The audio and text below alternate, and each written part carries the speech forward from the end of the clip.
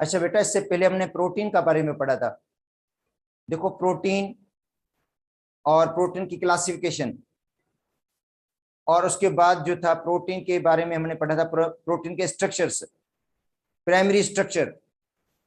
और primary structure के अंदर हमने पढ़ा था कि प्रोटीन का प्राइमरी स्ट्रक्चर है उसके अंदर अमाइनो एसिड की सीक्वेंस होती है। और प्राइमरी स्ट्रक्चर के अंदर जो बांड होता है उसको कहते हैं पेप्टाइड बांड, और उसके अंदर सीक्वेंस होती है अमाइनो एसिड्स की। सेकेंडरी स्ट्रक्चर के अंदर उसी पॉलीपेप्टाइड जो चेन है बेटा, पॉलीपेप्टाइड चेन की कॉइलिंग होती है, उसको हम कहते हैं सेकेंडरी स्ट्रक्चर।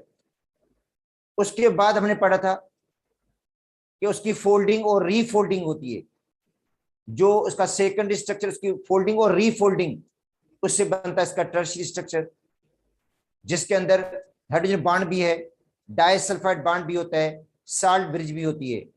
उसके बाद जो उसका बनता है वो बनता है क्वार्टनरी स्ट्रक्चर, जिसके अंदर टर्शियरी स्ट्रक्चर जो बताइए, इससे पॉलीपेप्टाइड की चेन्स होती हैं बेटा।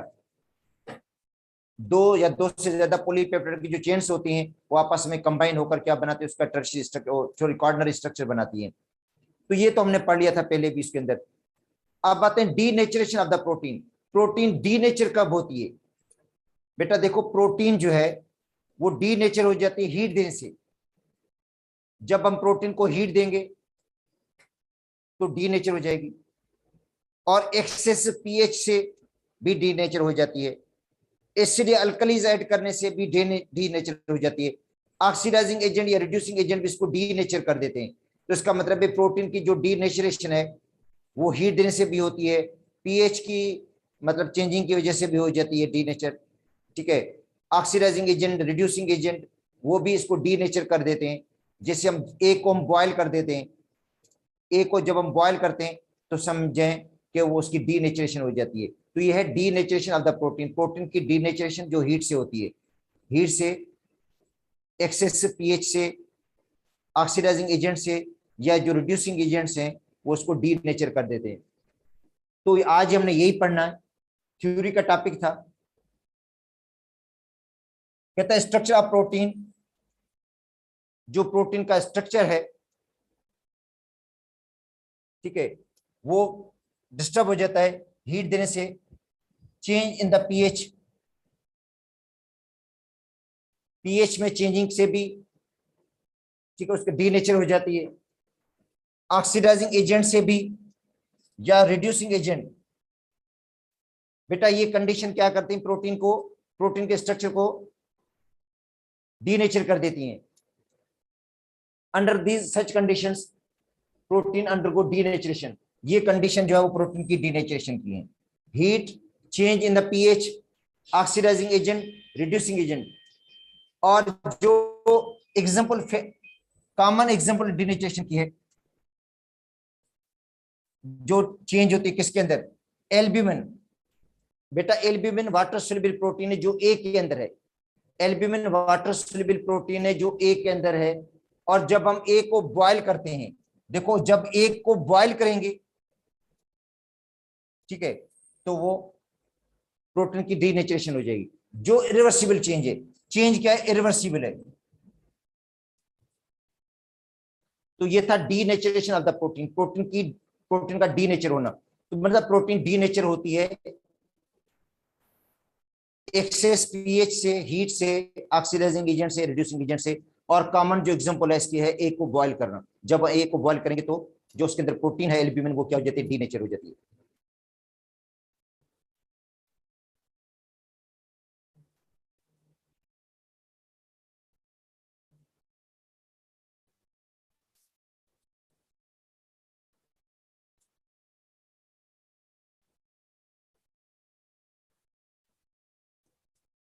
अच्छा बेटा, उसके बाद importance of the protein. Protein की अहमियत क्या है, प्रोटीन की इंपॉर्टेंस, ये भी थ्योरी का टॉपिक है कि प्रोटीन की इंपॉर्टेंस क्या है, प्रोटीन कहां कहां पे यूज होते हैं।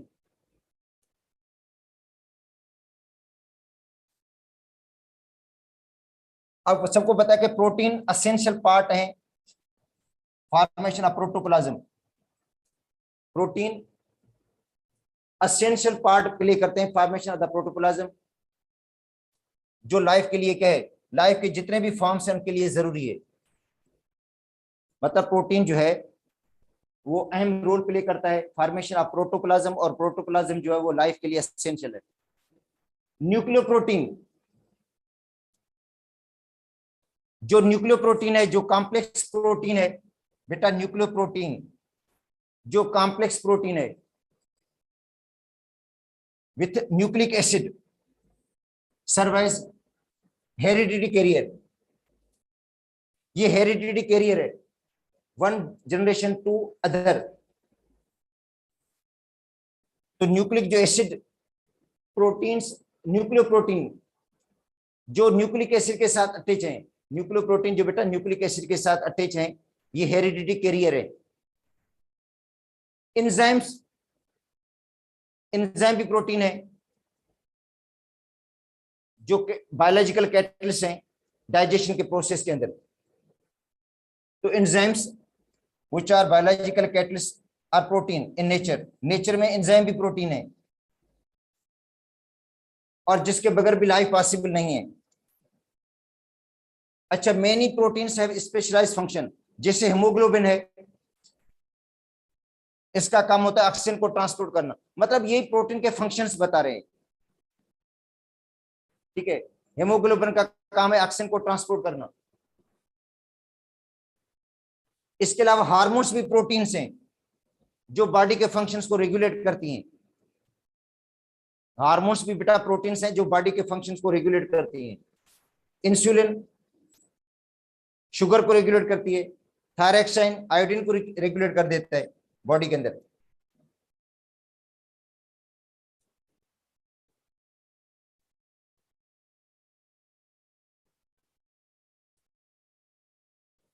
अब आते हैं इसकी इंडस्ट्रियल एप्लीकेशंस। बेटा इंडस्ट्रियल जो एप्लीकेशंस है इसकी,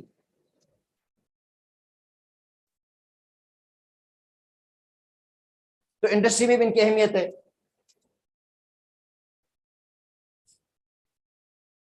अच्छा, लेदर की फॉर्मेशन, जो खाल जो होती है उसमें से जो लेदर बनता है, ठीक है, टेनिंग ऑफ द लेदर, ठीक है, जो हाइट से लेदर बनता है, खाल जो होती है उसी से जो लेदर बनता है उसके अंदर भी प्रोटीन का यूज है, ठीक है। Protein it's this essentially protein with tannic acid, protein जो टेनिक एसिड के साथ मिल जाता है। जिलेटिन, जिलेटिन भी प्रोटीन है। जिलेटिन प्रोटीन है which is obtained by heating bones, जिसको हासिल किया जाता है बोन को हीट देने से। जिलेटिन प्रोटीन है जिसको हम हासिल करते हैं बोन को हीट देने से। स्किन एंड टेंडेंट्स को in water. It use in bakery goods, इसको इस्तेमाल किस में करते हैं, बेकरी गुड्स के अंदर। तो जिलेटिन प्रोटीन है, और ये क्वेश्चन टेस्ट में भी था कि कौन सी प्रोटीन है जिसको हम हासिल करते हैं बोन, स्किन और टेंडेंट्स की हीटिंग से। तो gelatin is obtained by heating bone, skin and tendons in water, use करते हैं किसके अंदर, बेकरी के अंदर, बेकरी गुड्स के अंदर। कैसियन, कैसियन भी प्रोटीन है, ठीक है, जिसको हम यूज करते हैं किसके अंदर, बटन और बकल्स के अंदर, बटन बनाने में और बकल्स बनते हैं ऐसे, ठीक है। तो बेटा ये यूज जरूरी है। और वैसे टॉपिक भी आपको पता है कि प्रोटीन का टॉपिक है इसके अंदर, जो पीएमसी के सिलेबस के अंदर टॉपिक है वो है ही प्रोटीन का। तो ये इनके यूज, ये जो लास्ट वाले जो पेज है वो इंपॉर्टेंट है। जो इंपॉर्टेंस ऑफ द प्रोटीन ये अहम बहुत ज्यादा। और इसमें से पीएमसी के जो पेपर था, प्रैक्टिस पेपर्स के अंदर भी बहुत ज्यादा क्वेश्चंस थे इसमें से, इसलिए ये आपको पेज ज्यादा पढ़ना पड़ेगा, पंजाब से भी पढ़ना पड़ेगा। है थ्योरी का पेज है, इसमें कोई है नहीं वैसे।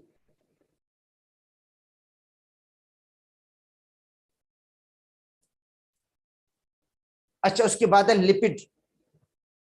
लिपिड वैसे टॉपिक नहीं है पीएमसी का, मगर हम सारा पढ़ रहे हैं, चैप्टर पूरा पढ़ रहे हैं। पीएमसी के टॉपिक दो ही हैं, एक प्रोटीन है जो हमने पढ़ लिया पूरा। अच्छा, दूसरा है एंजाइम। एक्चुअली एंजाइम भी प्रोटीन की क्लास ही है। तो दो टॉपिक हैं पीएमसी के सिलेबस के अंदर, लिपिड इसके अंदर शामिल नहीं है, मगर हम सारे पढ़ रहे हैं, पूरा पढ़ रहे हैं, तो इसलिए लिपिड भी थोड़ा पढ़ लेते हैं, लिपिड को भी। तो आपको पता है लिपिड जो है हेट्रोजीनियस कंपाउंड्स होते हैं।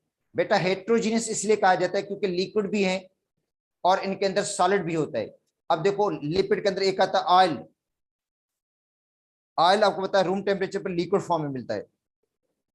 दूसरा होता है फैट, सॉलिड फॉर्म में होता है। या वेक्सेस, जो वेक्स है वो भी हमें सॉलिड फॉर्म में मिलती है। तो इसलिए इसको हम कहेंगे हेट्रोजीनियस कंपाउंड्स हैं। जो लिपिड्स हैं वो हेट्रोजीनियस कंपाउंड्स होते हैं, ठीक है। और इनकी क्लासिफिकेशन भी है। पहले बिलोर्स ने इनको क्लासिफाई किया था, लिपिड्स को।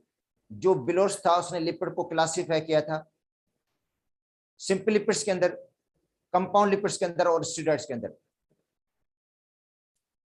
और एक उसने बिलोर्स रिएजेंट भी बनाया था सोल्युबिलिटी के लिए, कि जो लिपिड है वो सोल्यूबल है बिलोर्स रिएजेंट के अंदर। बिलोर्स ने एक रिएजेंट बनाया था जिसको कहा जाता है बिलोर्स रिएजेंट।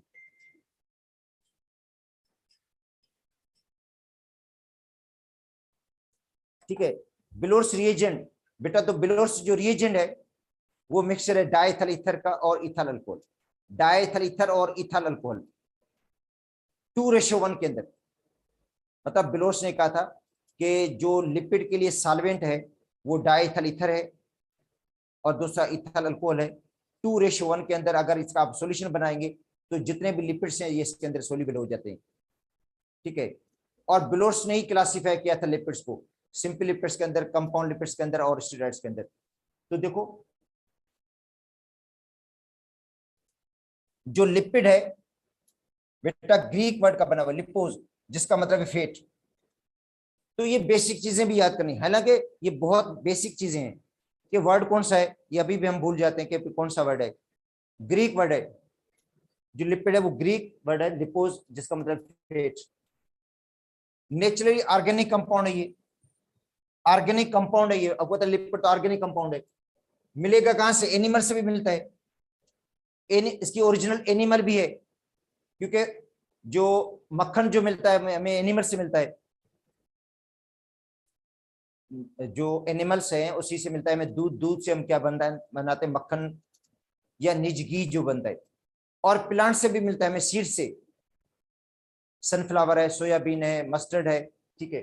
तो प्लांट से भी इनकी ओरिजिन प्लांट भी है और एनिमल ओरिजिन भी है। जो लिपिड की ओरिजिनलिटी है वो प्लांट भी है और एनिमल भी है। वो चार सोल्यूबल, ये सोल्यूबल ऑर्गेनिक कंपाउंड जाहिर पानी के अंदर हल नहीं होंगे, ये सोल्यूबल होंगे ऑर्गेनिक सॉल्वेंट के अंदर। जो लिपिड है वाटर के अंदर तो सोल्यूबल नहीं होगा, मगर सोल्यूबल किसके अंदर होगा? Organic solvent. Very heterogeneous group of substance. क्या है बेटा? हेट्रोजीनियस ग्रुप का मतलब ही यही है कि इसके अंदर लिक्विड भी है, सॉलिड भी होता है। अब बात हैं प्रॉपर्टीज ऑफ लिपिड, कि भाई लिपिड की कौन सी प्रॉपर्टीज होंगी। बेटा लिपिड की properties,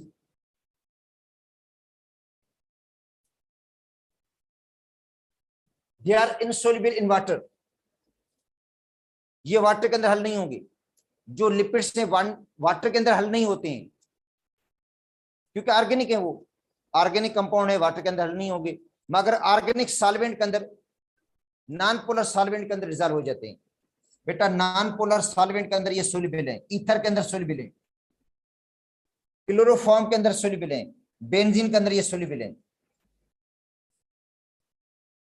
there primary building blocks are fatty acid and glycerol. Fatty acid, glycerol and sterol. अब ये बनेगा कैसे? बेटा जो उसके अंदर ऑयल और फैट है, ऑयल और फैट बनता है ग्लाइसरॉल और फैटी एसिड से। ग्लाइसरॉल और फैटी एसिड जब आपस में कंबाइन हो जाते हैं, ठीक है, तो मिलेगा ऑयल, सॉरी ये जो है लिपिड मिलेगा। लिपिड में ऑयल और फैट जो होता है वो फैटी एसिड और ग्लाइसरॉल से बनता है, इसलिए इसको कहते हैं ट्राइग्लाइसराइड्स। तो फैटी एसिड होगा, ग्लाइसरॉल होगा और स्टीरोल्स होगा। They are utilised by living organism. अच्छा अब देखो एनर्जी, ये एनर्जी का अहम सोर्स भी है हमें बेटा। जो लिपिड्स हैं वो एनर्जी का इंपॉर्टेंट सोर्स भी है। ऑयल और फैट, कार्बोहाइड्रेट से, कार्बोहाइड्रेट्स के 1 ग्राम से हमें 4 कैलोरीज मिलती हैं बेटा। कार्बोहाइड्रेट्स का पर ग्राम हमें 4 कैलोरीज देता है।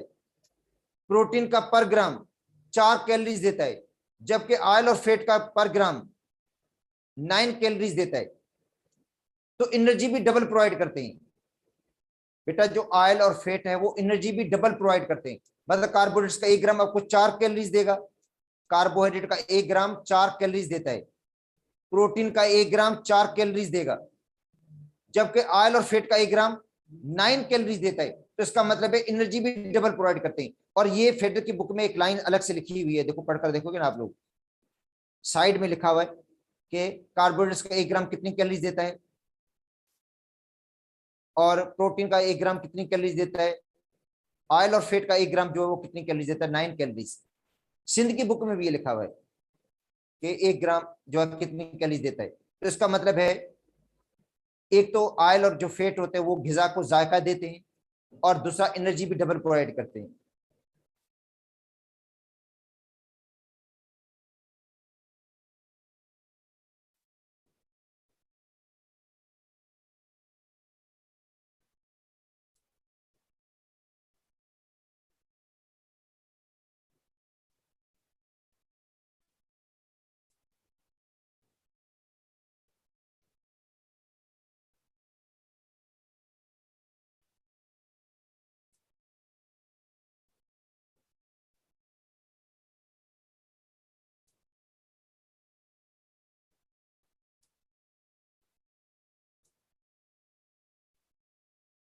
अच्छा अब आते हैं ये बनेंगे किस तरह बेटा, इनकी फॉर्मेशन कैसे होगी, इधर देखो।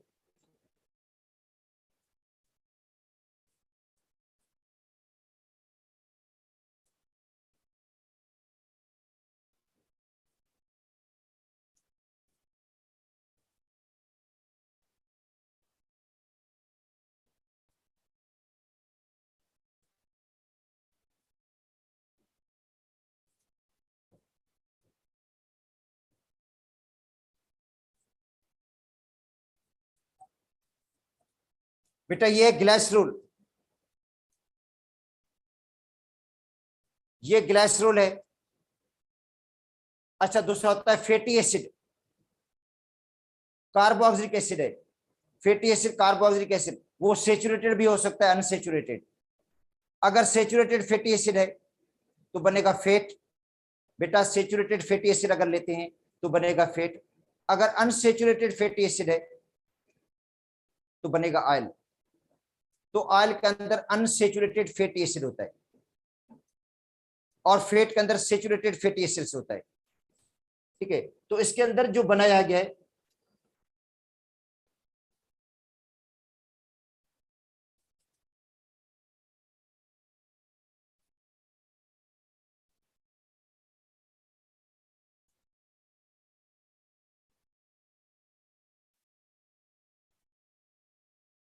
बेटा, ये फैटी एसिड है। फैटी एसिड का मतलब है कार्बोक्सिलिक एसिड।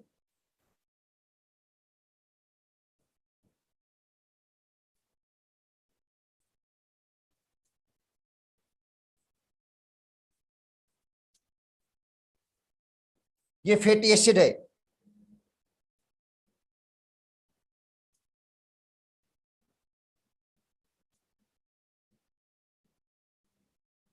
वाटर लूज हो जाएगा, वाटर रिमूव हो जाएगा और वाटर रिमूव हो जाएगा और इनके बीच में बनेगा ईस्टर लिंकेज। बेटा देखो ये है ग्लाइसरोल और ये है फैटी एसिड। अब ये सेचुरेटेड भी हो सकता है और अनसेचुरेटेड भी हो सकता है। बेटा ये फैटी एसिड है, ये सेचुरेटेड अगर है तो बनेगा फैट, अगर अनसेचुरेटेड डबल बॉन्ड्स इनके बीच में तो बनेगा ऑयल। और इनके दरमियान देखो लिंकेज ईस्टर बन गया, ये ईस्टर लिंकेज है। बेटा वाटर रिमूव होने के बाद देखो लिंकेज क्या बना, ईस्टर।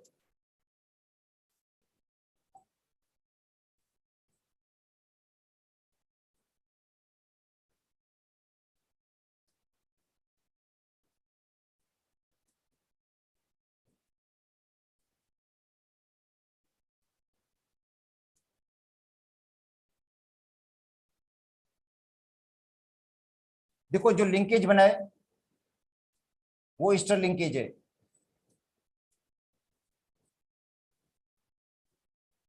तो ये हो गया ट्राई ईस्टर। बेटा ये ट्राई ईस्टर है।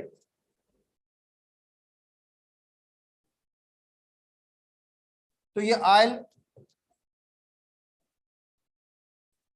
या फेट का फार्मूला हो गया। अगर आपको कहा जाता है आयल और फेट का जनरल फार्मूला लिखो, तो ये आयल और फेट का बेटा जनरल फार्मूला है। आयल और फेट का ये जनरल फार्मूला है। अच्छा वो डिपेंड करता है कार्बोक्सिलिक एसिड पे, वो डिपेंड करता है फैटी एसिड पे। अगर फैटी एसिड सेचुरेटेड है तो आपको मिलेगा फेट, अगर अनसेचुरेटेड है तो मिलेगा आपको ऑयल। ठीक है, मगर ये इसका जनरल एक फार्मूला दिया गया है ऑयल और फेट का। तो ऑयल और फेट, अब ऑयल और फेट का जो मोनोमर है बेटा, ये इनके मोनोमर हैं।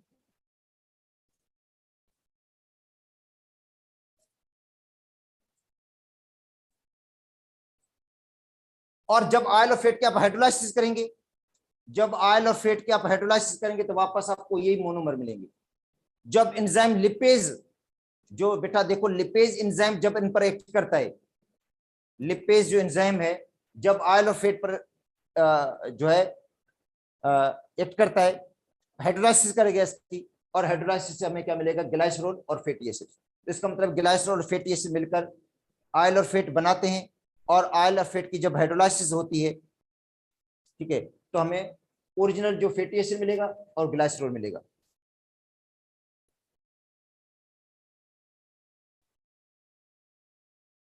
ठीक है, और यहाँ पे जो दिया गया उन्होंने डबल बॉन्ड दिया है बेटा, यहाँ पे उन्होंने जो स्ट्रक्चर दिया गया बुक में है उसके अंदर देखो डबल बॉन्ड्स मौजूद हैं। ठीक है, किसके अंदर डबल बॉन्ड मौजूद है, कार्बोक्सिलिक एसिड के अंदर। अनसेचुरेटेड फैटी एसिड है, ये है अनसेचुरेटेड फैटी एसिड जिसके अंदर डबल बॉन्ड्स मौजूद है। देखो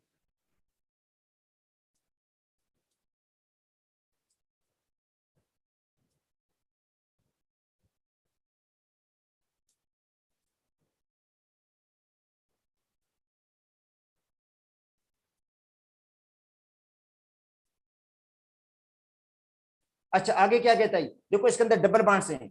मेल्टिंग पॉइंट,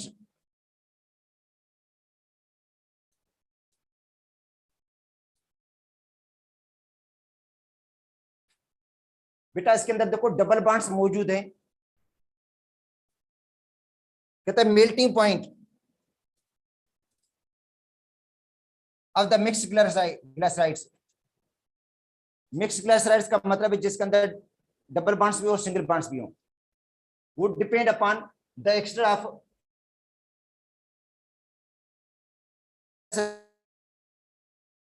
आप एक जैसे भी लिख सकते हो, डिफरेंट भी ले सकते हैं। बेटा जो ग्लाइसरॉल है, ग्लाइसरॉल के साथ जो फैटी एसिड हम लेते हैं वो सिमिलर भी हो सकते हैं और वो डिसमिलर भी हो सकते हैं। ठीक है, अब देखो ये ग्लाइसरॉल है,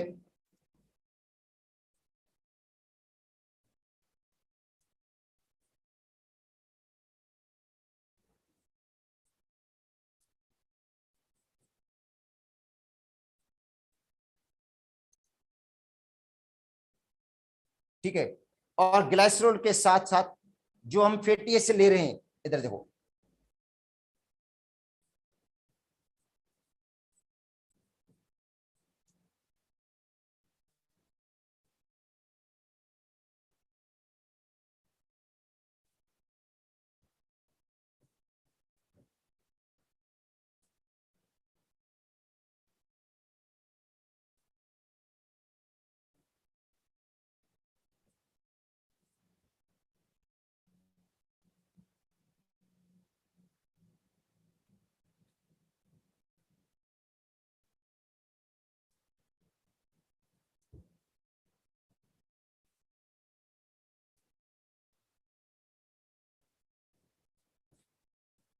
तो बेटा इसके अंदर देखो डबल बॉन्ड्स हैं और टोटल 18 कार्बन है इसके अंदर, टोटल 18 कार्बन है। तो 17 कार्बन भी हो सकते हैं, 18 कार्बन भी हो सकते हैं, मगर इसके अंदर देखो डबल बॉन्ड्स मौजूद हैं।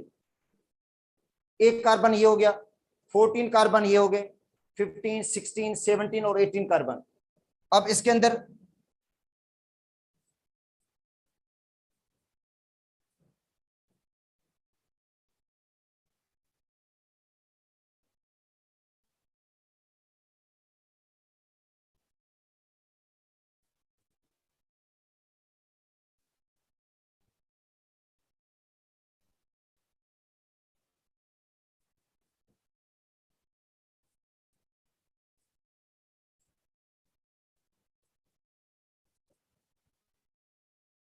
और इसके अंदर जो कार्बन लिए हमने 14, 15, 16, 17, मगर ये सेचुरेटेड है, ये सेचुरेटेड, ये ऊपर वाला अनसेचुरेटेड है।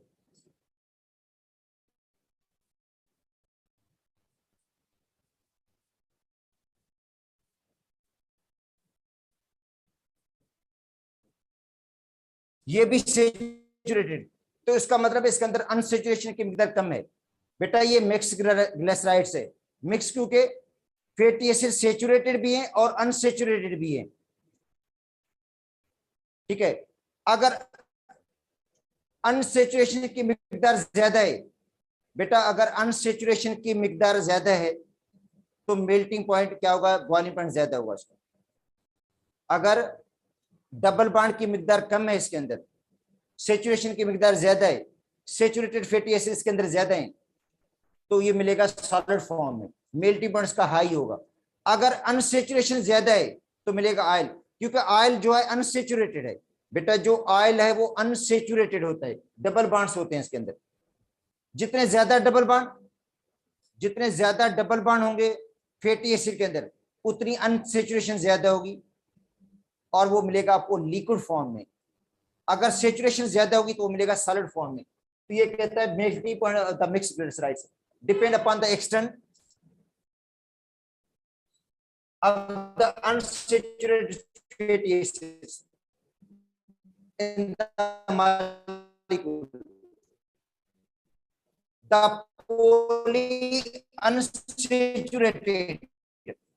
polyunsaturated ग्लिसराइड होगा, मतलब वो ऑयल होगा, ऑयल का मेल्टिंग पॉइंट होता है। ठीक है, वो मिलेगा आपको ऑयल फॉर्म में, लिक्विड फॉर्म में, जिसके अंदर अनसेचुरेशन की मिकदार ज्यादा होगी।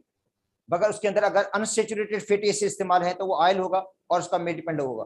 अगर उसके अंदर सेचुरेटेड फैटी एसिड ज्यादा है, जैसे ये है, तो ये मिलेगा आपको सॉलिड फॉर्म में। ठीक है, तो commonly oil and fat are mixture of saturated and unsaturated glycerides. बेटा ऑयल और फैट क्या है, मिक्सचर है। ऑयल और फैट क्या होगा, मिक्सचर होगा। किसका मिक्सचर होगा, सेचुरेटेड और अनसेचुरेटेड, सेचुरेटेड और अनसेचुरेटेड ट्राइग्लिसराइड्स का इन वेरियस रेशियो, और उनका रेशियो क्या होगा, मुख्तलिफ होगा। उनका जो रेशियो होगा वो मुख्तलिफ होगा, रेशियो उनका। ठीक है, तो अब देखो बेटा ग्लाइसरोल है, ग्लाइसरोल के साथ मिलेगा फैटी एसिड। देखो ग्लाइसरोल के साथ क्या होगा, फैटी एसिड होगा, और इनका आपस में बॉन्ड भी बनेगा।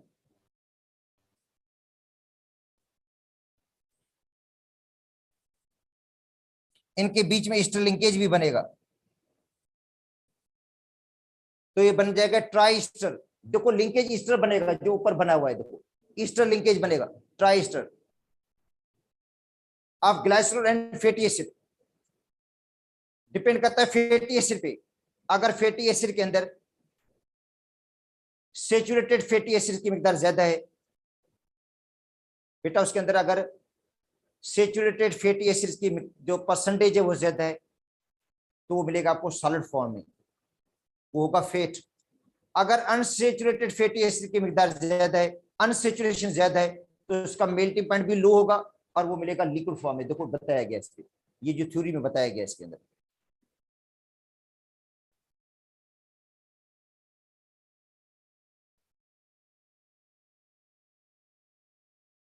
अच्छा अब आते हैं इसकी क्लासिफिकेशन।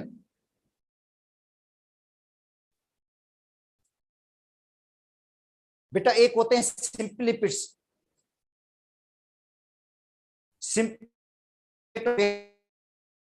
सिंपल जो लिपिड्स हैं उनके अंदर आता है ऑयल, आता है फैट, आता है और वेक्सेस आ जाती है। देखो सिंपल लिपिड में ऑयल, फैट और वेक्सेस तो ऑयल और फैट भी ट्राई ईस्टर है, ऑयल हो फैट हो, ये क्या होगा, ट्राई ईस्टर होगा। और जो वेक्सेस है उसमें भी ईस्टर लिंकेज है बेटा, जो वेक्सेस हैं उनके अंदर भी लिंकेज ईस्टर होता है। तो आप देखो ऑयल फैट के अंदर ईस्टर लिंकेज, ट्राई ईस्टर हो गया, 3 ईस्टर के लिंकेज बनेंगे, एक इधर बनेगा, एक इधर बनेगा, एक इधर बनेगा, ट्राई ईस्टर। और जो वेक्सेस हैं उनमें एक ईस्टर लिंकेज बनेगा बेटा, वेक्सेस के अंदर एक ईस्टर लिंकेज होता है, जो वेक्सेस हैं।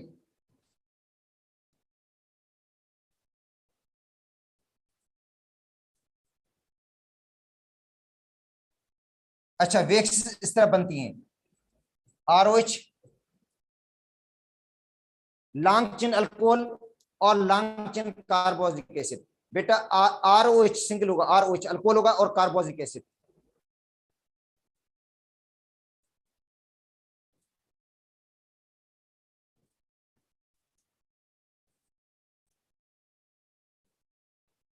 अल्कोहल और कार्बोक्सिलिक एसिड।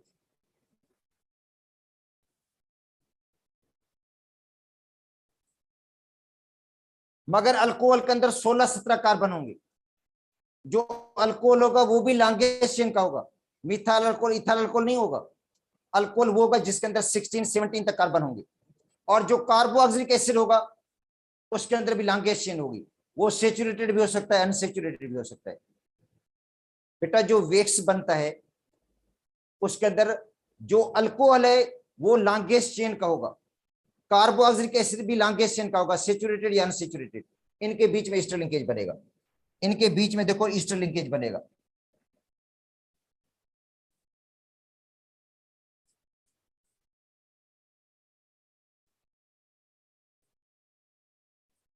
ये बन जाएगा। मगर अब सिंपल ये आर नहीं है बेटा, ये जो आर है, जो अल्कोहल से आर आ रहा है वो भी लॉन्गेस्ट चेन का है, कार्बोक्सिलिक एसिड जो आ रहा है वो भी लॉन्गेस्ट चेन का, वो सेचुरेटेड या अनसेचुरेटेड। तो ये समझे वेक्स का फार्मूला बन जाता है। तो बेटा वेक्स का फार्मूला इस तरह ही है, लिंकेज ईस्टर का एक होगा, वेक्स के अंदर ईस्टर का लिंकेज एक होगा, इसके अंदर 3 ईस्टर के लिंकेजेस होते हैं। तो अब देखो सिंपल लिपिड्स के अंदर ऑयल, फैट और वेक्स आता है, ऑयल आता है, फैट आता है, दूसरा आता है बेटा वेक्स।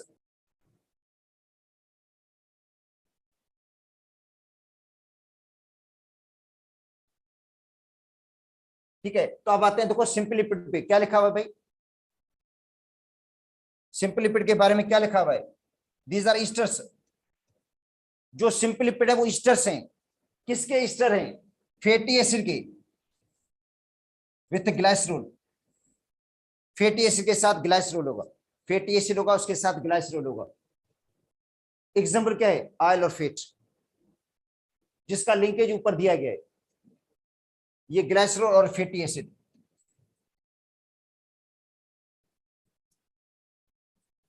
बेटा ग्लाइसरोल उसके साथ फैटी एसिड,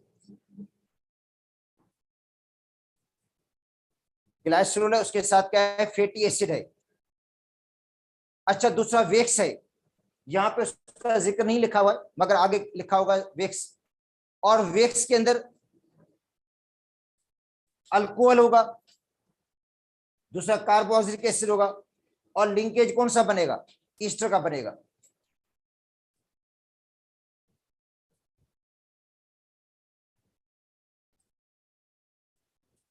वेक्स का जनरल फार्मूला यही होगा बेटा, वेक्स का देखो जनरल फार्मूला ये होगा, इस तरह का होगा।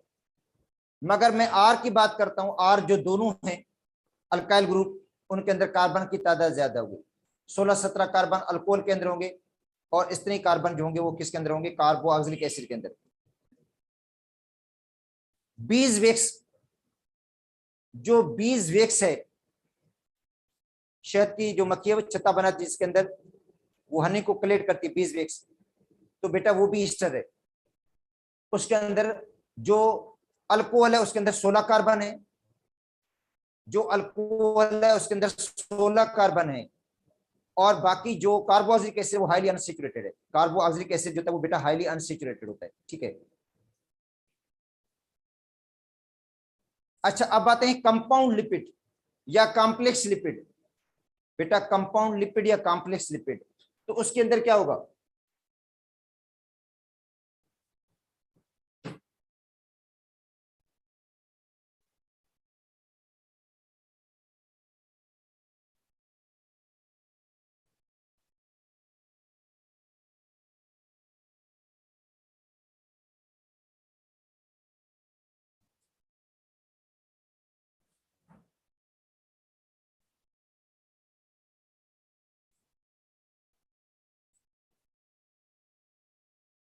अच्छा, कॉम्प्लेक्स लिपिड या कंपाउंड लिपिड?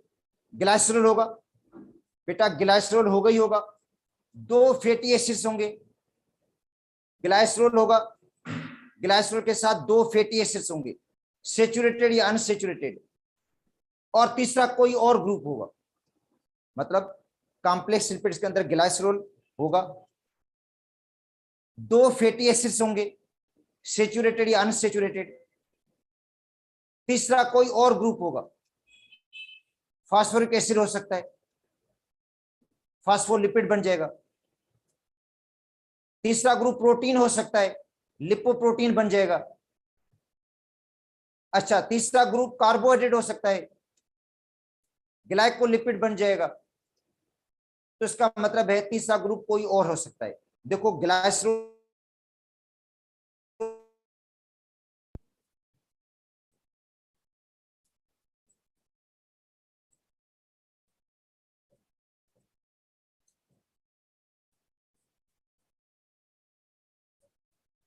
ये ग्लाइसरॉल है, और ग्लाइसरॉल के साथ क्या होगा? दो फैटी एसिड्स होंगे,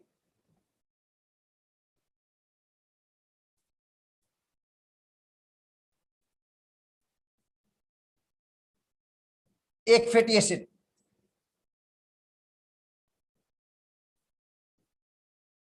ये दूसरा फैटी एसिड। बेटा ये दो फैटी एसिड है, मे बी सेचुरेटेड अनसेचुरेटेड, और यहां पे जो ग्रुप होगा इधर जो लगेगा इसके साथ, यहां पे फास्फोरिक एसिड आ सकता है, फास्फोलिपिड बनेगा। फास्फोरिक एसिड या फास्फोरिक एसिड का डेरिवेटिव, बेटा फास्फोरिक एसिड खुद या फास्फोरिक एसिड का कोई भी डेरिवेटिव बने आएगा ना यहाँ पे, तो वो बनेगा फास्फोलिपिड। अगर यहाँ पे प्रोटीन लगेगा तो बन जाएगा लिपोप्रोटीन, अगर यहाँ पे कार्बोहाइड्रेट लगेगा तो बनेगा ग्लाइकोलिपिड। तो इसका मतलब है ग्लाइसरॉल के साथ कितने फैटी एसिड हैं? दो। बेटा ग्लाइसरॉल उसके साथ फैटी एसिड कितने हैं? दो हैं। और तीसरा ग्रुप कौन सा होगा? फास्फोरिक एसिड का डेरिवेटिव, फास्फोरिक एसिड उसका या डेरिवेटिव, या प्रोटीन, या जो कार्बोहाइड्रेट लग जाएगा इसकी जगह पे, इसकी जगह पे वो इसके साथ इंटरेक्ट करेगा। अच्छा, दो ईस्टर के लिंकेज बनेंगे, दो बेटा ईस्टर के लिंकेज बन जाएंगे।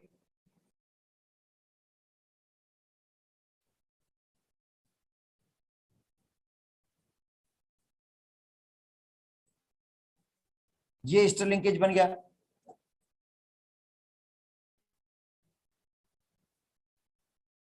यहां पे भी ईस्टर लिंकेज बन जाएगा।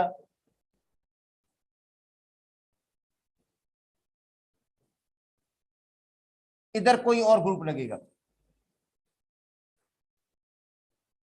यहां पे क्या लगेगा?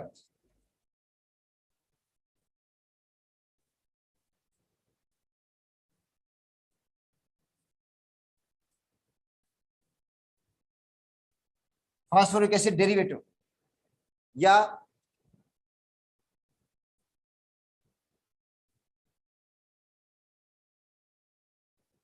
प्रोटीन, या क्या लगेगा?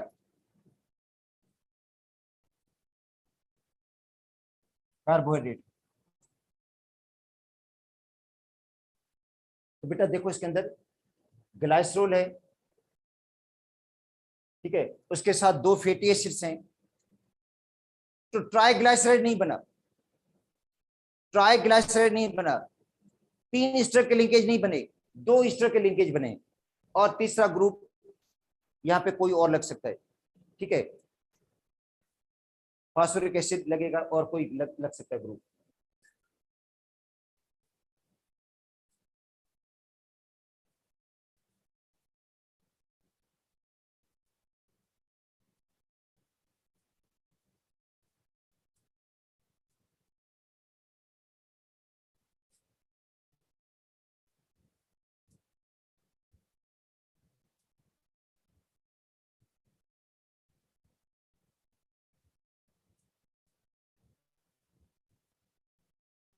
अच्छा सेव कौन थे पेज रहती है नजर।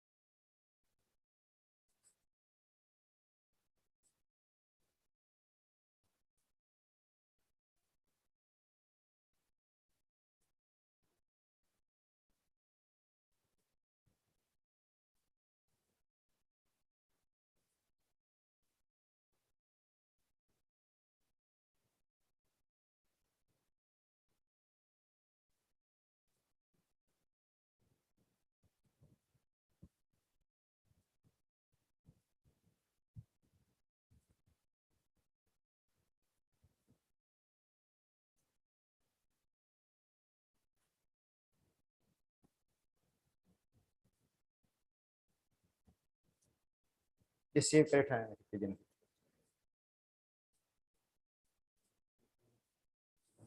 हम्म हम्म।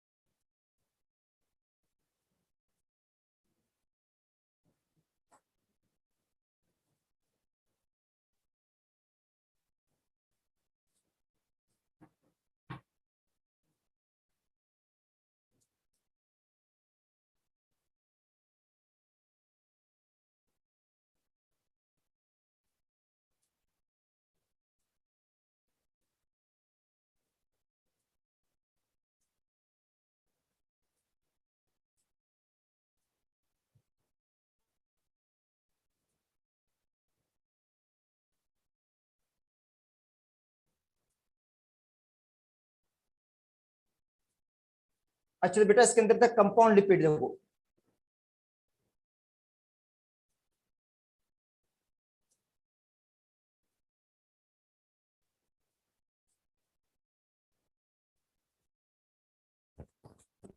कंपाउंड लिपिड में कहते they contain radicals in addition to fatty acids. Fatty acid तो होगा ही होगा उसके अंदर। एंड अल्कोहल, अल्कोहल भी होगा, मतलब ग्लाइसरोल भी होगा, फैटी एसिड भी होगा।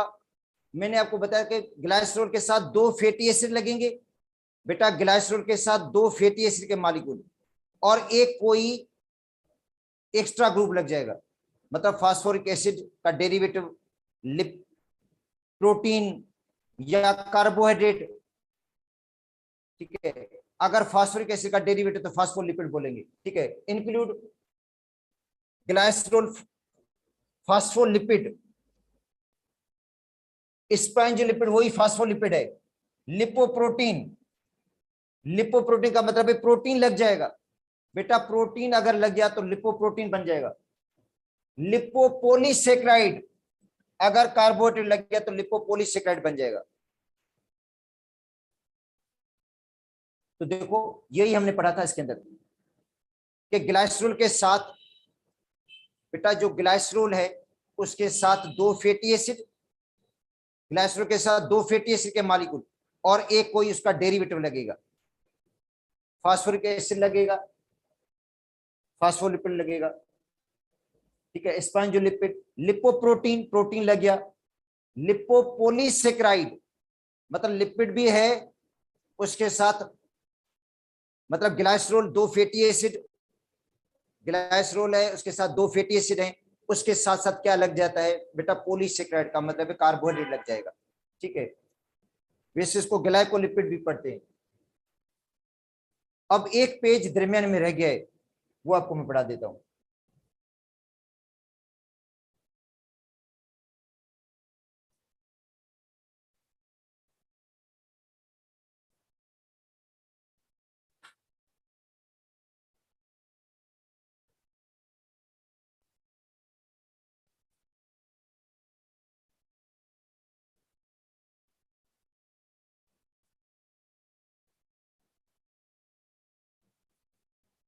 अच्छा, एक पेज बेटा दरमियान में रह गया था इसका।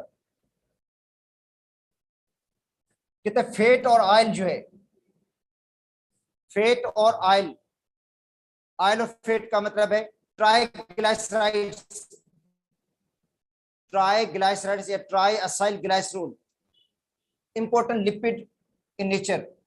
क्योंकि हम इस्तेमाल क्या करते हैं बेटा, इस्तेमाल हम ऑयल करते हैं, इस्तेमाल हम घी करते हैं, फेट इस्तेमाल करते हैं। तो इसका मतलब है ज्यादा जो हमारे यूज में आते हैं वो बेटा ऑयल और फेट है। ऑयल और फेट जो होता है वो ज्यादा यूज में आता है, जिसको हम कहते हैं ट्राइग्लाइसराइड्स। क्योंकि ऑयल भी ट्राइग्लाइसराइड है, फेट भी ट्राइग्लाइसराइड है। अगर ट्राइग्लाइसराइड के अंदर अनसेचुरेटेड फैटी एसिड ज्यादा होंगे तो ऑयल होगा, अगर फैटी एसिड ज्यादा है तो वो होगा फेट, मगर ये ज्यादा यूज में आता है। मेजर फूड फैक्टर भी है, मेजर, और एनर्जी भी डबल प्रोवाइड करता है। मेजर फूड फैक्टर भी है और एनर्जी भी डबल प्रोवाइड करता है ह्यूमन बॉडी के लिए। किससे?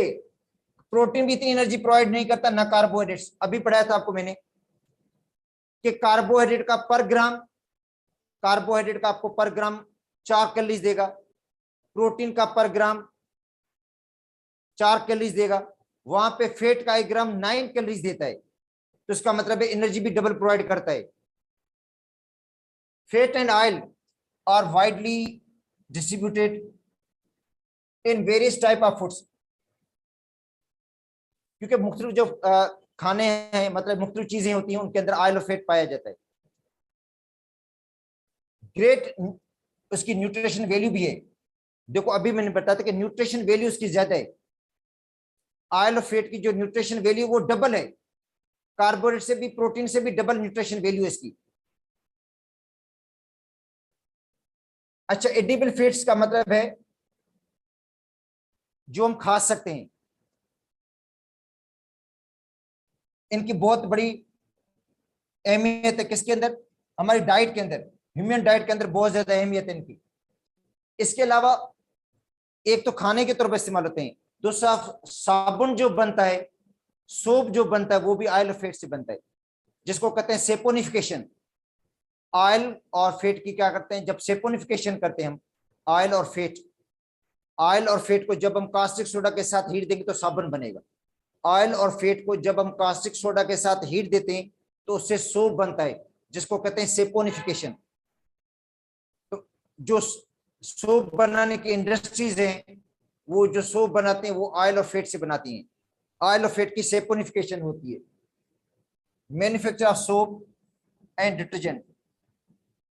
इसके अलावा पेंट के अंदर भी, वार्निश के अंदर भी, पॉलिश के अंदर भी, कॉस्मेटिक के अंदर भी, प्रिंटिंग इंक के अंदर भी, फार्मास्यूटिकल कंपनीज के अंदर भी इसका यूज है। ये इनका यूज हो गया। अब आते हैं sources of oil and fat. बेटा ऑयल और फैट के सोर्सेज क्या हैं? 2 सोर्स हैं, एक एनिमल सोर्स, दूसरा प्लांट। ऑयल और फैट के सोर्सेज क्या हैं? एक तो एनिमल सोर्स है, जिस तरह जो जानवर हैं उनसे हमें दूध मिलता है, और दूध से बनता है मक्खन या निज घी। या जानवरों के ऊपर भी फैट होता है, जो फैटी जानवर होते हैं उनके ऊपर भी फैट होता है, ठीक है, उनके गोश्त के अंदर भी मतलब फैट होता है। अच्छा, दूसरा होता है, मिलता है हमें प्लांट से, जो सीड्स हैं, सनफ्लावर है, सोयाबीन है, मस्टर्ड है, या मुख्तलिफ टाइप के जो सीड्स हैं, कोकोनट है, ठीक है, इस तरह के सीड से भी हमें ऑयल और फैट मिलता है। तो ये सोर्सेज हैं इसके।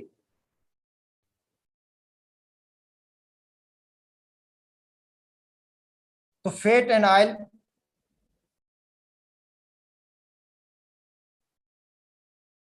जो फैट और ऑयल है, इनके नेचुरल सोर्सेज है, एनिमल भी है और दूसरा प्लांट भी है। ये बेटा सोर्सेज है इसके। एनिमल और प्लांट क्या है? सोर्सेज है।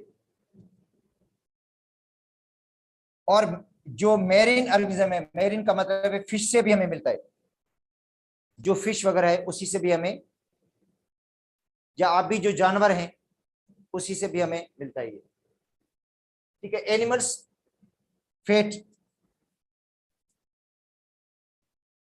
अच्छा, एनिमल जो फैट है वो लोकेटेड कहाँ पे है? एडिपोज टिश्यूज के अंदर। एडिपोज जो टिश्यूज होते हैं स्किन के, उसके अंदर फैट है। सेल बटर एंड घी, बटर है, दूसरा घी है, ये हमें एनिमल से मिलता है, एनिमल फैट है, जो मिलता है किससे? दूध से।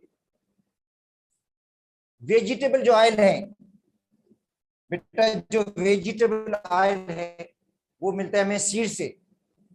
जो वेजिटेबल ऑयल है वो हम सीड से हासिल करते हैं, नट्स, मूंगफली है या प्लांट्स जो भी है।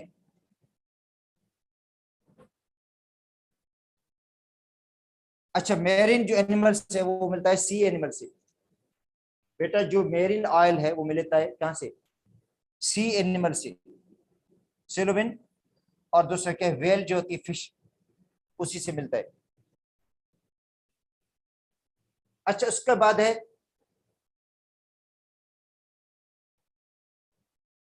Structure and composition.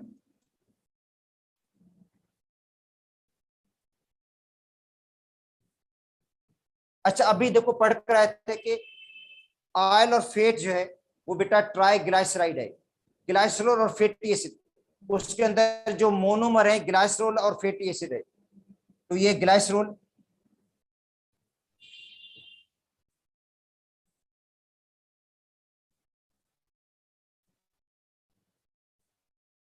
बेटा ये ग्लाइसरोल है।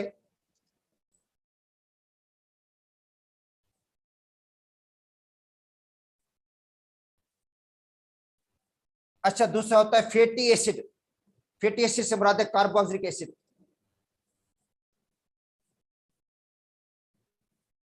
तीन फैटी एसिड के मालिक्यूल। अच्छा, तीनों एक जैसे भी हो सकते हैं, तीनों डिफरेंट भी हो सकते हैं। अच्छा, तीनों सेचुरेटेड भी हो सकते हैं, अनसेचुरेटेड भी हो सकते हैं, मिक्स भी हो सकते हैं। मे बी दो सेचुरेटेड हो, एक अनसेचुरेटेड हो, दो सेचुरेटेड एक अनसेचुरेटेड। ठीक है, मे बी जो है दो सेचुरेटेड हो एक अनसेचुरेटेड हो। तो इसका मतलब है कार्बोक्सिलिक एसिड बेटा एक जैसे भी हो सकते हैं, डिफरेंट भी हो सकते हैं, सेचुरेटेड भी हो सकते हैं, अनसेचुरेटेड भी हो सकते हैं। ठीक है, और बनेगा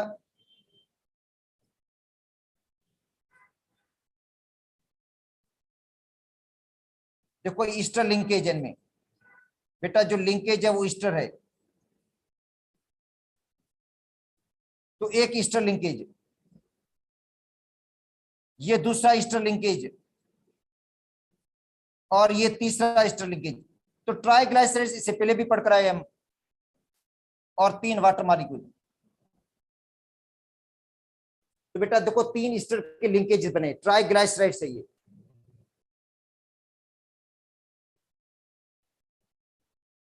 तो एक ट्राई ईस्टर, बेटा ये ट्राई ईस्टर है, एक ईस्टर का लिंकेज, दूसरा ईस्टर का लिंकेज, तीसरा ईस्टर, ये तीनों ईस्टर के लिंकेज है।